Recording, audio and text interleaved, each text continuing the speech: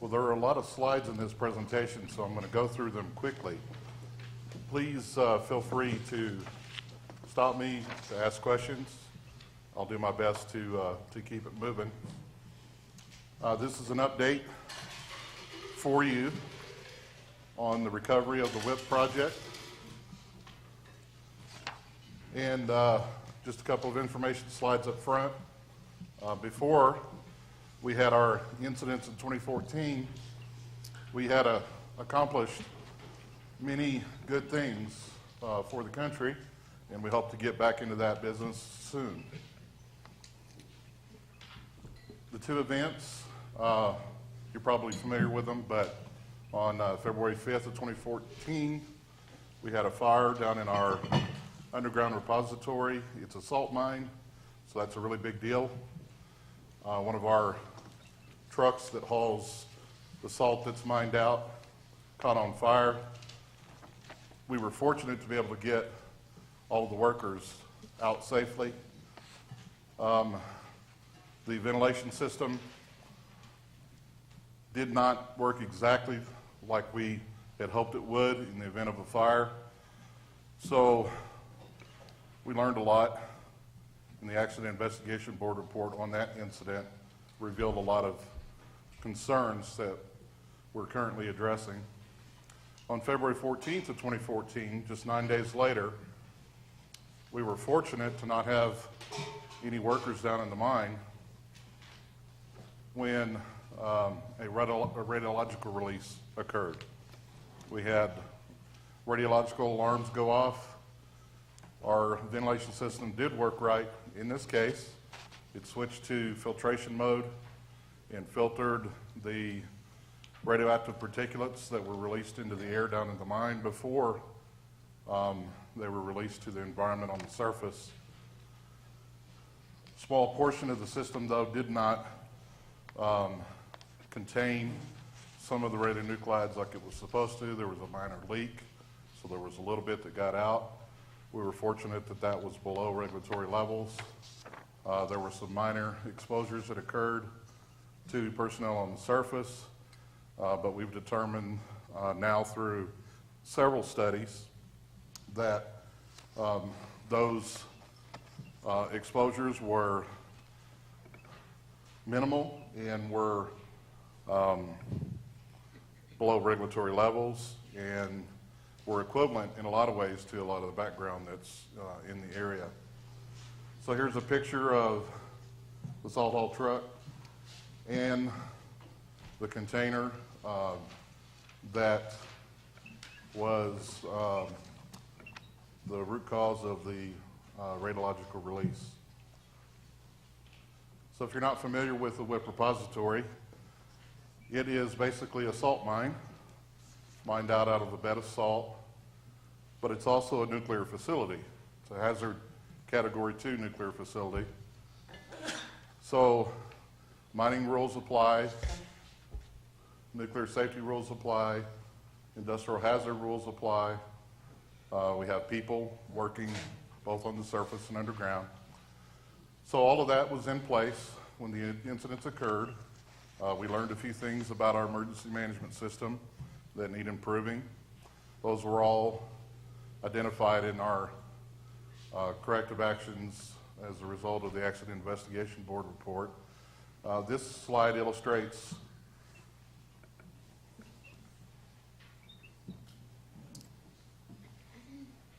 I was going to use a laser pointer. What's that? Green button on top of the laser pointer. Okay, I got it now. Thank you. Down in the mine, down in the repository, this is the location where the salt haul truck was when it burned on February 5th. And this is where the disposal room that was in operation and the continuous air monitor that alarmed on February 14th is located.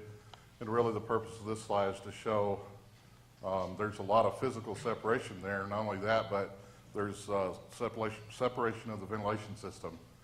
So we've determined, and independent groups have determined, that the two were not related, although there's a lot of common areas that need improving, like our emergency response and our nuclear safety culture. So we're well into the process of improving those areas.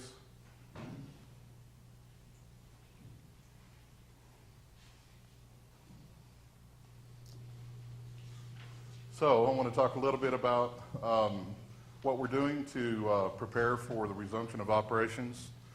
Our projection is best case, sometime about this time next year, we'll slowly be restarting the operations at WIPP, and we'll slowly be moving some waste.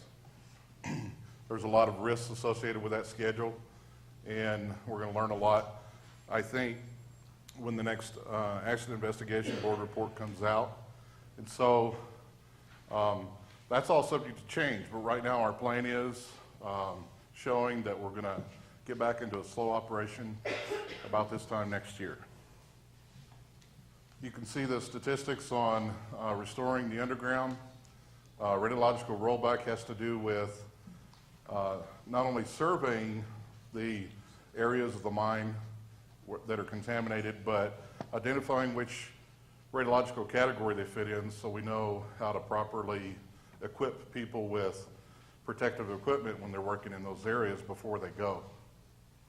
I'll have a diagram of that here in a moment. We also are still working on cleaning up the soot from the smoke from the underground fire. We're also still improving our mine environment. It's a term we use called ground control, which isn't just the part below your feet, it's the part beside you and above you too. So in a mine environment, ground control is basically everything around you.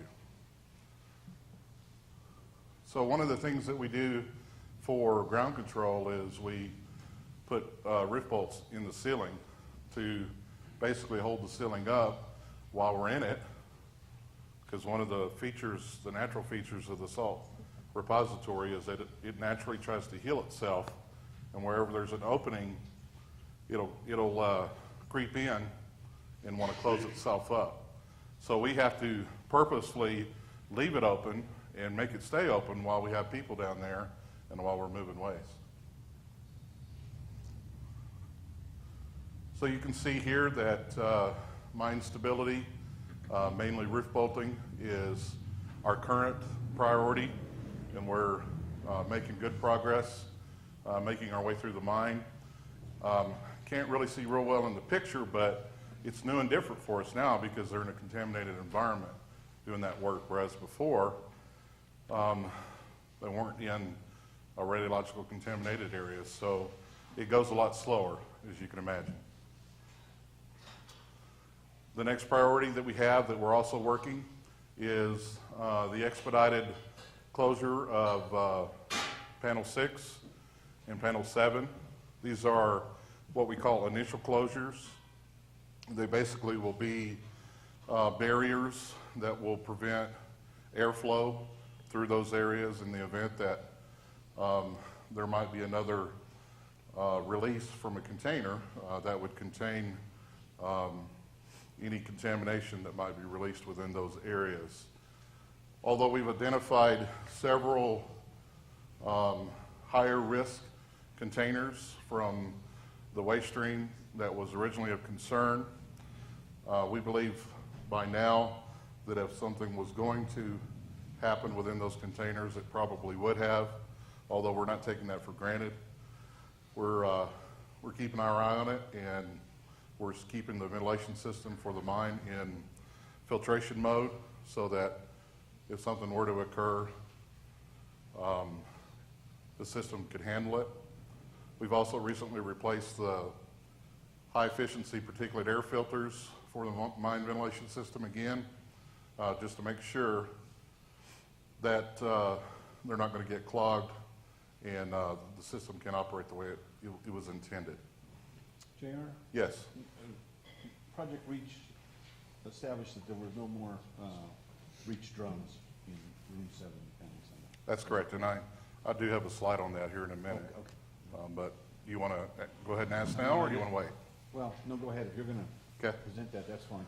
Okay, the last thing on this was I wanted to mention that also a priority for us is the ventilation system modifications that we're planning.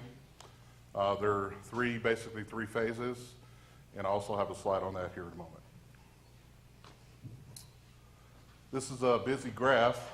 Don't worry about the details right now. If you got a hard copy, you can look at the details if you want.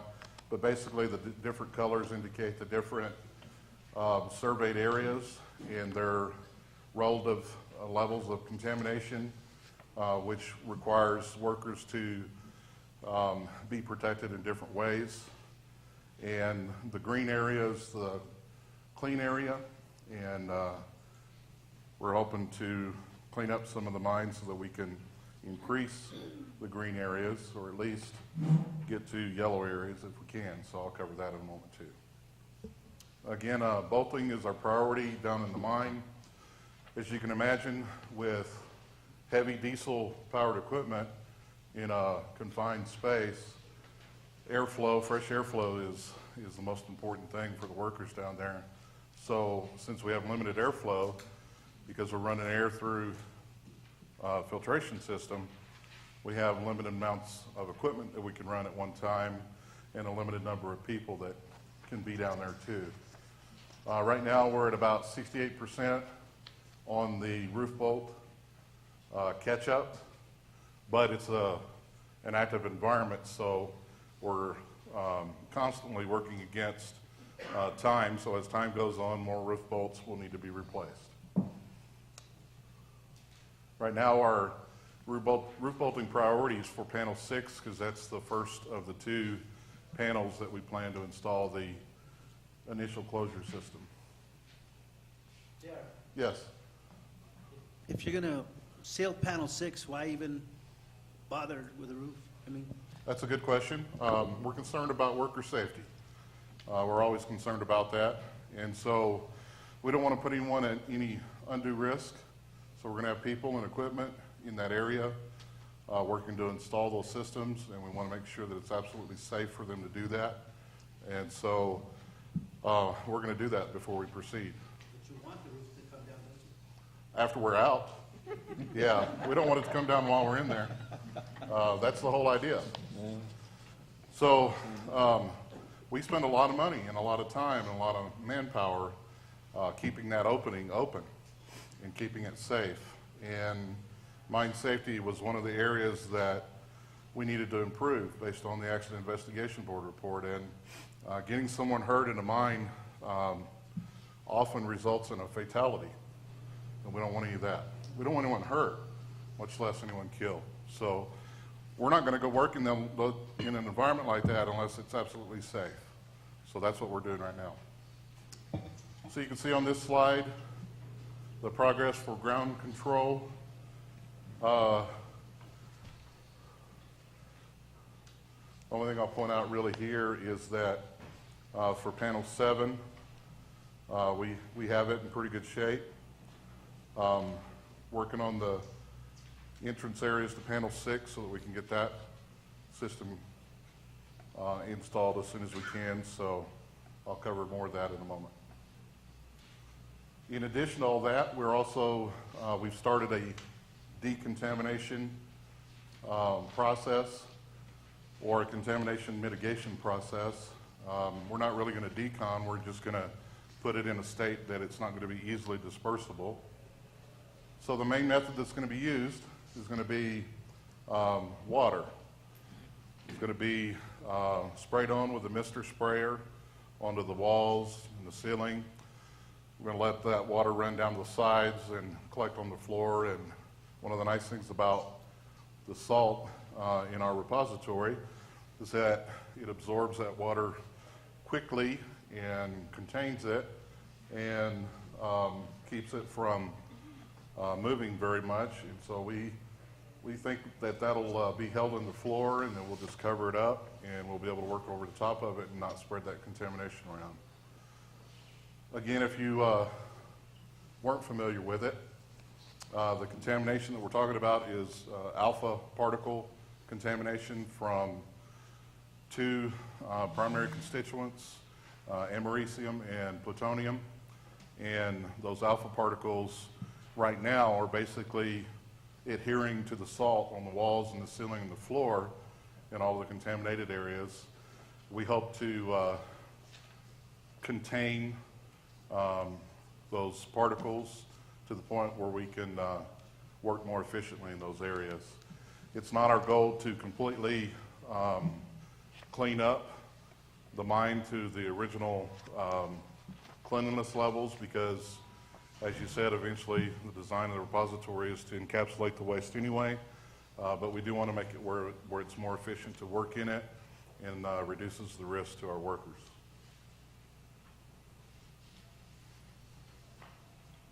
Again, more on the contamination mitigation. We're making progress there. On to panel closures. For panels 6 and 7, this is what we call an initial closure, and it's basically going to cut off the ventilation system, the airflow in those areas.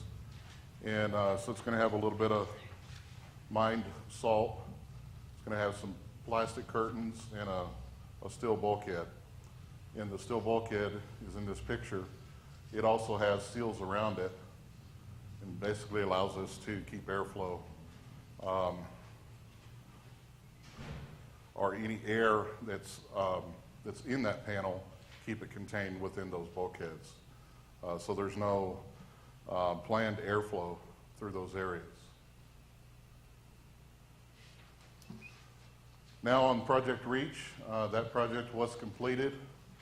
The 90-foot boom worked well. We were able to hang cameras from it and remotely operate them and drop down into all the nooks and crannies in the room 7 to complete the visual inspection of all levels of the waste that's stacked in that room. And the conclusion from the AIB team was that the only visual evidence of a release came from the one container that was previously identified. And there's a lot of heat damage evidence, but no other visual evidence of any other container that was breached. And you'll learn a lot more about the details of what they found in that project when you read the AIB report that's coming out soon. Did that answer your question? Pretty much. JD, that Project Reach, I guess, structure, that was about 100 feet long? It's a 90-foot boom. Oh, a 90-foot boom? Yeah, and it's extended from a trolley over the waste in that real small space between the roof and the top of the waste stacks. And it was remote controlled by workers in protective equipment. And they had real-time video that they were watching. Actually, the investigation board led that project and was there during all the video taking.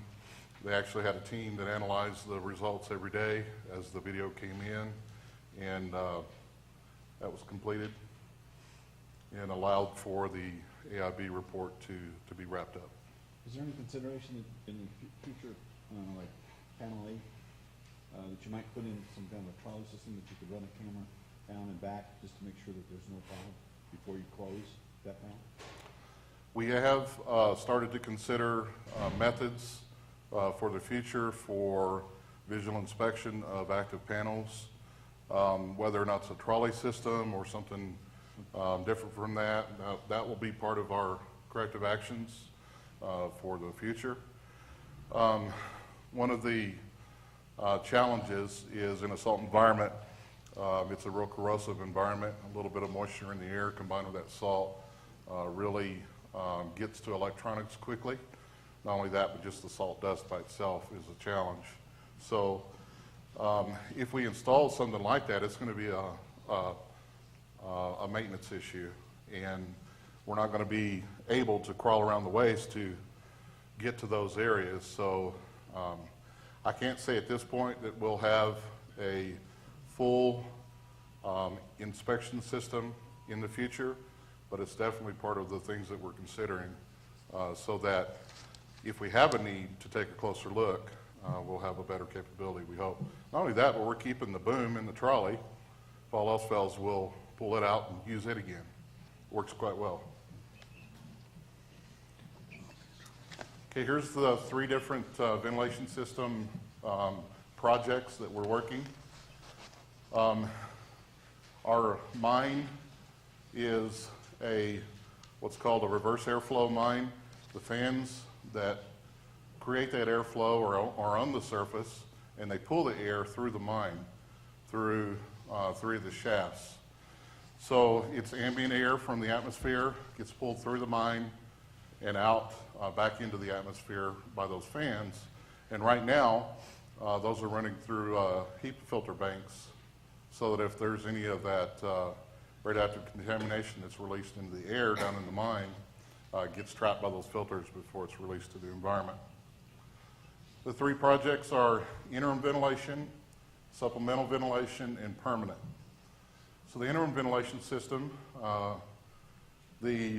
that project is underway, and it is intended to just add a little bit more airflow in the mine environment while we're doing rock bolting, while we're installing closure systems, so that we can get through those projects a little bit quicker than we could today. The supplemental ventilation system is actually the system that's going to supplement our mine ventilation system to the point where we'll be able to operate the facility at a limited pace.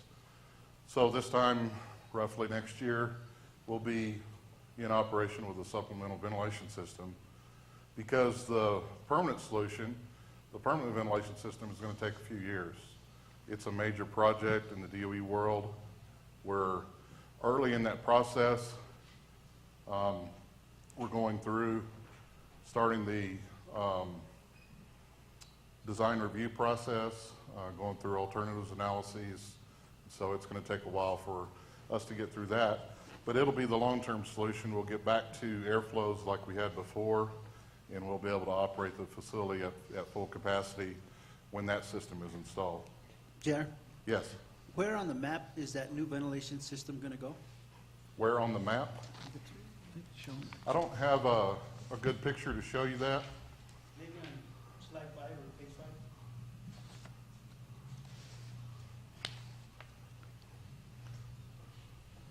It's not real clear because this is kind of a generic graphic.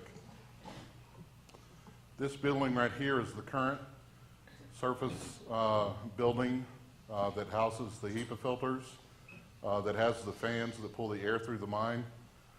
I think the conceptual design has it in a different place, but we're also going through the alternatives analysis too, so it's too early to say where that actually is going to land. It might be right next to it for all we know. So it's too early to say.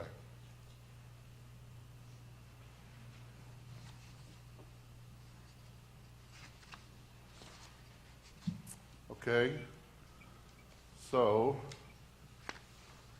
we're back here. So these are our priorities. Establishing the safety infrastructure in culture and environment. What we've learned from the Accident Investigation Board report from the fire in the first phase of the report on the radiological release is that we had a couple of cultural issues. One was just basically emergency response, specifically in the area of a fire in the mine. And the other one is culture related to responding to an incident in our nuclear facility. Now, the systems worked the way they were designed. We had the procedures in place. People were trained, but there were a lot of weaknesses and a lot of areas of improvement that have been identified. And so we're working those corrective actions. Oops. Would you restart that, please? I went too far. Thank you.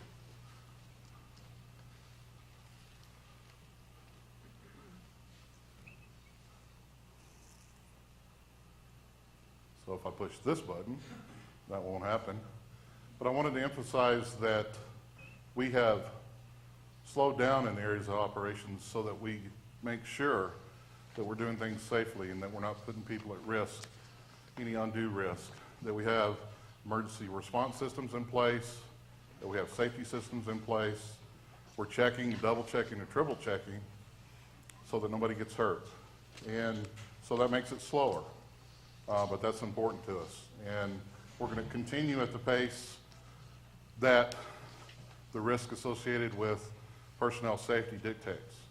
And that's probably going to be slow for a while, but it's for a reason. And so it's probably taking us longer than it used to, but we have a different environment now too. So take that one day at a time. Protecting the environment is important to us too. And so we want to make sure not only are we complying with all of the regulatory requirements, but that we're also good stewards in the area of environment. We always have been. We're disappointed that the release happened.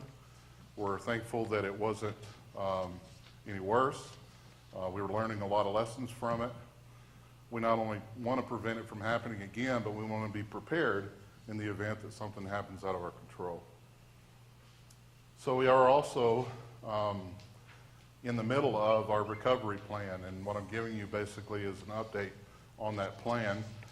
We're on track with that plan. It will lead us into standing the facility up to restart it around this time next year. We're also doing our best to maintain our trained and qualified workforce and to also provide new training and making sure that anybody new that gets hired on is well trained before they're put at risk. And although we did that before, we've learned to do that at a whole new level.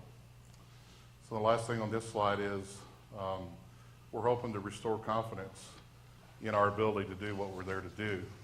That's part of why I come to make these presentations. I do appreciate the invitation. We don't have enough opportunities to talk to our public representatives about the progress we're making. And so every chance that we get to do that, we really appreciate that. We know that we can do more, and we're going to be working on improving that throughout the next year also. Last item I have for you is what we're doing for the National Troop Program and what we're going to do when we do go into limited operations. First thing we're going to do is we're going to take the waste that's currently stored on the surface at the WIPP facility, and we're going to take it underground and dispose of it. When the radiological incidents occurred, actually when the fire occurred and the radiological incidents occurred, we had waste on the road on its way to the facility, and we determined at that time it was safest to just bring it on in instead of turning it around and sending it back from where it came. Well, that waste had to be unloaded, and we took it into our surface waste handling facility, and it's been stored there since. And the state of New Mexico has been kind enough to allow us to extend that storage. And if we're able to keep doing things safely and we don't have any other concerns that arise, that'll be our first priority when we do open the place up. Waste generated during recovery will also be a priority. The Hepa Filters is probably the best example of that. We have a couple of, or a few boxes of filters that we boxed up that have probably mostly americium and plutonium contamination in them, so they have to be characterized. And if they're transuranic waste, then they'll be disposed of there in the WIPP repository. If they're not, they'll be dispositioned appropriately, more likely as low-level waste. So then third to that is the sites that are waiting to ship their waste. And so Los Alamos is one of those, but we have several others that are actively certifying at least some waste streams and storing them up, waiting for WIPP to open again. So we're not ready to make those decisions yet. I'm sure we'll have quite the debate when it comes close to opening WIPP as to who should go first or who should get what portion of the shipments that are available. But I do know that they're going to be limited, that they're not going to meet everybody's needs, and there's going to be some time even after we open up before we can start relieving any site of any major populations of waste and storage. But we're going to do our best to set those priorities according to what the complex needs as a whole, and a group like this is going to, I'm sure, get more than one opportunity to weigh in on those priorities. So for normal operations, once we do return to that state, we'll have to prioritize where the shipments come from, what rate that WIPP can handle safely, and then make the adjustments. That's a lot of what we did before. We had a certain rate that we always controlled, a certain allotment for each one of the sites. It's just not going to be as many in total each week for some time, and probably not until we get our new permanent ventilation system installed and can operate back at that capacity once again. So any questions? I got a question. Carlos, you have some questions? Actually, I got a couple of questions, Jared. Yes. Any thought from WIPP in terms of additional above-ground storage to move some to WIPP?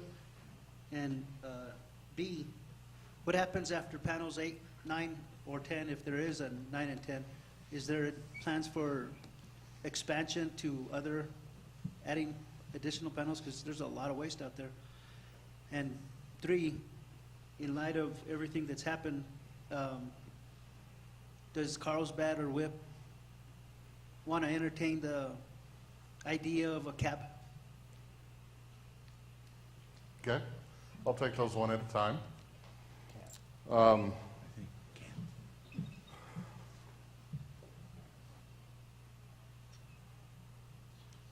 What was the first one? I apologize. Surface storage, thank you. We have thought of 2 or 3 different ways in which we could possibly provide some relief to the generator sites. One of those might be an option of adding surface storage. However, though, it's not a priority for us. Recovering the repository is our priority, and any plans to add surface storage would come later. And so right now, it doesn't hit the list of not only priorities but funded items. Second is on the capacity of the repository. We're currently at 50% of our volume capacity. So there's a volume capacity and then there's a physical capacity. In that physical capacity, we're not at 50%. We're at greater than 50% of the existing planned panels.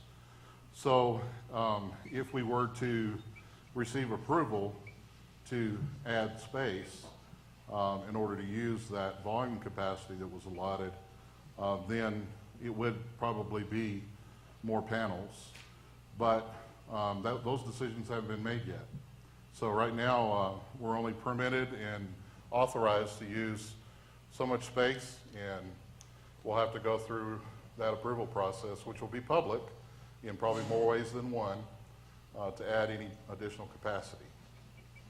And then third, on Carlsbad or southern New Mexico, adding a citizen advisory board, you should probably ask the community of Carlsbad. I can tell you DOE's opinion in Carlsbad is that it's not necessary because we have a good relationship with our local community and with many who interact with us in that community. Whether or not they would see any benefits of an organized process like yours, that's something that they should answer.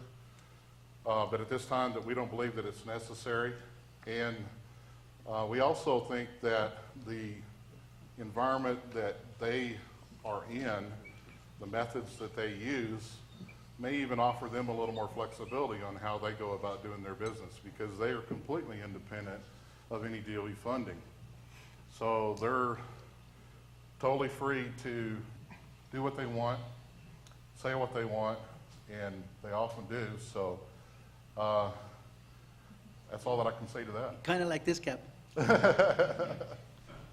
Thanks, Jared. JR, do you have some kind of schedule from other sites as far as how much waste they anticipate shipping, say, from March of next year to, I guess, 2020?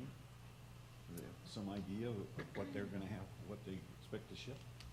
The question was, do we have schedules from other sites and what they want to ship when WIPP reopens? The answer is yes.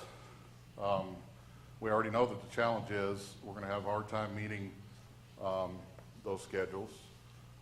So as a complex, that's our major challenge.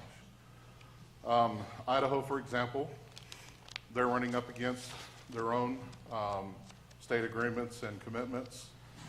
They've been certifying waste and storing it up. They're spending money on storage buildings, just like Oak Ridge, not so much South Carolina.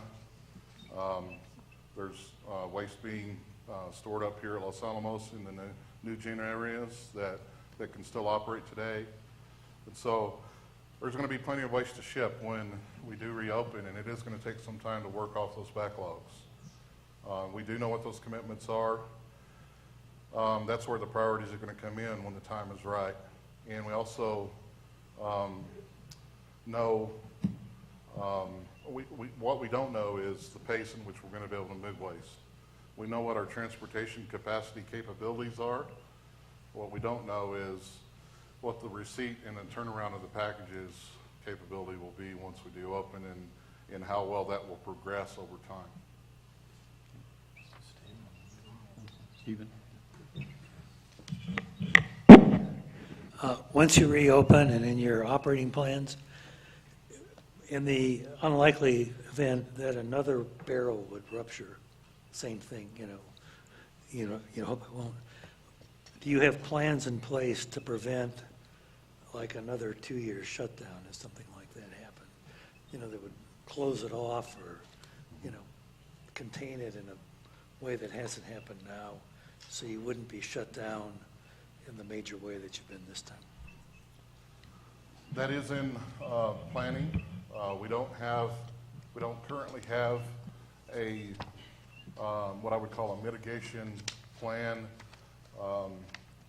for the time associated with this particular shutdown. We are focusing on doing all the corrective actions necessary to be responsive to not only the Accident Investigation Board report, but to the Administrative Compliance Order from the state of New Mexico. We have to show that we can be in compliance with those requirements before we can really move on to anything else. But I can tell you that there has been some preliminary discussion about what can we do different, both in the design of the repository and the operation of it, that would reduce the amount of time required in the event of another contamination event. The original design worked fairly well. We have a few issues we've got to resolve. We think that once we resolve those, which is the current recovery plan, that we could put it back into the original design state that was intended with a few improvements. Are there more improvements that we can make? The answer is yes. We just have not made it to the point yet where we can work any of that in. There's a real good chance that we'll get back into an interim operation, and it may be a few more years before we can do anything new or different to reduce the risk associated with a contamination event and what it takes to come out of that. I can tell you that it's not probably economically feasible to build something that will reduce a lot of time because the operation of a nuclear facility and a salt repository by itself is a challenge.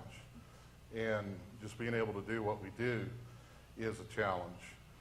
And so I can't say that we do have improvements that will overcome such a risk in the future and the that I'm talking about here as to a schedule as opposed to people or the environment, we definitely want to reduce those risks.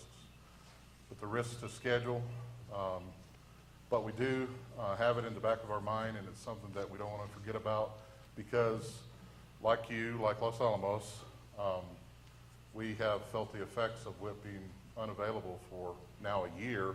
It'll be about 2 years when it's back into operation. And that's a lot of waste to stack up and to be waiting for a single repository. So we do recognize the need to make some improvements. A lot of it will depend on what it takes for us to meet the requirements of the accident investigation and the compliance orders.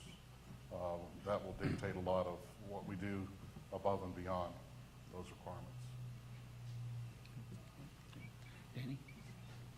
Jer, if you know, or maybe Lee, what discussion's going on right now about other repository new site locations or permits and/or reopening anything that's been closed for a while? Are you asking in the context of a Just a whole new DOE repository? facility for transuranic waste? I believe I saw a headline in the newspaper, Secretary Munoz was saying something about potential new sites. That has to do with the Federal Repository for Civilian and Defense High-Level Waste and Spent Nuclear Fuel. So the repository that would replace what had previously been planned to go to Yucca Mountain. It's a follow-on to his commitment in response to the Blue Ribbon Commission that was looking at alternatives, strategies both organizationally and physical facilities for the interim storage and then ultimate disposal of high-level waste and spent fuel. And right now, is there ongoing discussion as a worst-case scenario or what-if scenario if WIPP never reopened up again? Well, although when you evaluate all possibilities when you're looking at risk associated with a project, we've ruled that one out. We're committed to reopening the facility. At DOE at all levels are committed to doing that. We're going to do it in a safe and compliant manner. If we can't do it safely and in a compliant manner, we're not going to open it. But we are planning to do that, and we are going to get it reopened. We know the impact that it has on the country. We also know that it's a natural asset that we can't just abandon. We put a lot of money into the facility already, invested a lot of people's time in the facility. It's the right thing to do, so we are planning to move forward. If I could just please add one amplifying point to that.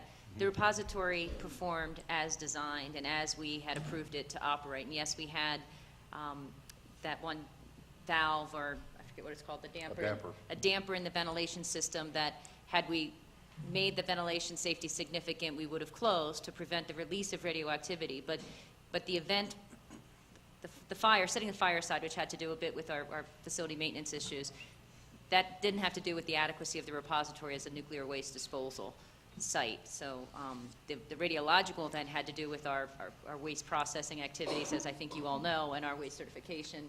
And we're actively addressing those vulnerabilities. So the repository is just fine. We have full confidence in its technical defensibility, and I believe our regulators do as well. It's just a function of now building and strengthening our nuclear safety program to ensure that we operate it in a way that prevents this sort of thing happening in the future.